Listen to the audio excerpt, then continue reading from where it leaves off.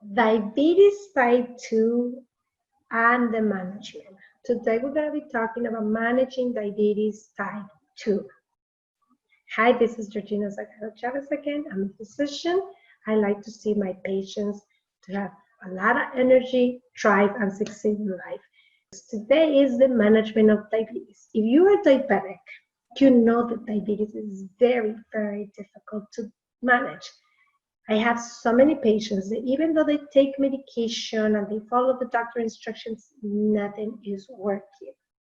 Nothing works because the symptoms are all over the places. So how do you manage diabetes?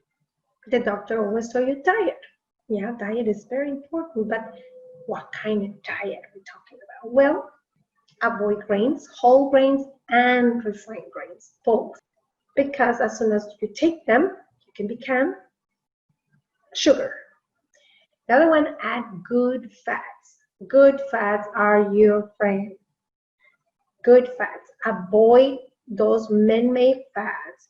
Those that cannot believe is no butter, vegetable oil, all those crappy things, avoid it. You know, coconut oil is great. Olive oil is wonderful. Olive oil, they call it the liquid gold for a reason. It is very good for your health as well, okay? And make sure this is a good quality olive oil is 100% because they cheat a lot in the olive oil as well. So make sure that you watch that part of it because a lot of times you're thinking that you're taking olive oil and it's not. It's diluted with all oils, okay? Anyways, that's the good fats. That's two examples. You know, avocado has a lot of fat. Seeds and nuts are good to eat. Lean meat, lean food, lean protein, lentils, beans, kidney beans, all of the beans, lentils, and all the stuff, they can go ahead and be very good adding food to have. Fruits, the fruits, I will think that you for a short time stay away from it, even those that they call it low glycemic. But if you have to choose some of them, I will give you one at the top of my head. It will be tamarind. Tamarind is very good for you and it will lower your glucose levels. One of the things that you got to think about is the bitterness is help you out a lot. All right, now it's diet. The other one, it has to be lifestyle, you know, Tai Chi, Qigong, breathing. I always tell people to learn how to breathe correctly, and most people, they don't know how to breathe. When you breathe, it's like this: inhale, expand, exhale, contract. All right, use that mentality. Now inhale from the nose, exhale from the nose. Now it's several different techniques that you can use. For instance, the square method is very good to relax. And what it is you inhale 4 seconds, hold it for 4 seconds, exhale for 4 seconds, hold it for 4 seconds, and inhale it again. So that's why they call it square, because it's 4 seconds, 4 seconds, 4 seconds, 4 seconds. And that helps you out to reduce stress in life.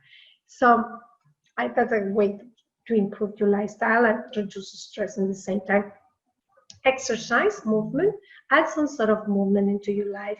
Anything is better than nothing. Stretching is great for you. Now, a lot of people have been telling me that they have problems with the joints, you know, like especially when people have obesity or overweight. Well, it's a very good way to do exercise when you have a problem. Go with those aquatic things, you know, the exercise that they do in water. You make you move, but the water, you know, it handles all the shocking, you know, like when you walk and you do this and, you know, it start helping with the muscles, it start hurting you. So all the joints. So when you do it in water, it helps you out a lot. I have some patients that they've been doing to aquatics, something like that they call it, so that they do exercise inside the water. And what it happened, they lose a lot of weight and they have very good experience with exercise because, you know, they don't have the same shocking or the joint pain or the difficulty to move when you do exercise, regular exercise. And that will be another one. The other thing is remove toxins. Remove toxins are very important for you. And let me tell you why. Because we're exposed to a lot of toxins, and toxins can cause inflammation, like I said before. And without removing the inflammation, you will never be able to regulate the hormones. any kind of hormone, because you can get replacement hormones. That's what most people get, and still they don't get it. 33% of people that they have diabetes, they have more problems with toxicity than anything else. So thyroid and diabetes, they have a lot of issues with toxicity. Also PCOS, a lot of the hormonal imbalances they see, they have a lot of issues with toxicity. So diabetes is not the exception. And how do you remove toxins? Well, I do add 3 months detox, but it has to be the right time and the right way, because you can hurt yourself with detoxification if you don't do it correctly. Because toxins, they accumulate in a cell, and then it has water and fat. And when it open up, you have the free radicals everywhere in your body, and they can cause you a chronic disease. That would be the other thing. And the other thing is remove parasites. I mean, we have parasites, we live with parasites, and it's very naive that we think that we don't get parasites because we live in the United States, or we live in Canada, or we live in UK, we live in one of those countries that they are so fancy, right? The only third world countries they have it. Well, no, a lot of people, we do have parasites even in countries, the first world countries, all right? So remove parasites, that will be another thing, because it will also help you with your gut, balancing your gut and improving your gut system, your gut bacteria. It will help you tremendously to improve your diabetes and also immune.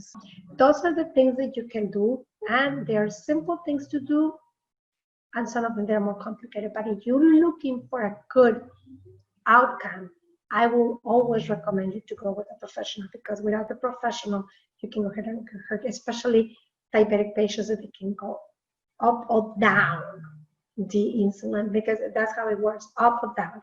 And most people, they don't know this one, but a lot of people, when they go down, is when people die the most. That's what they get, the diabetic comas. So most people think it is going to spike up, but it's not. It's going to go down. And when you're doing these simple lifestyle changes, can go down because you're taking your medication and lifestyle, and that will help you to go down. And if you don't regularly do it with a professional, you can hurt yourself. All right. Some people, I heard that they get like passed out, or they have really serious, ended up in the hospital because of the insulin changes. So until next time, thank you very much. And next time we're going to be talking about mood, changing your behavior because of diabetes. Next time, pay attention to it, subscribe, and see you later. Bye-bye.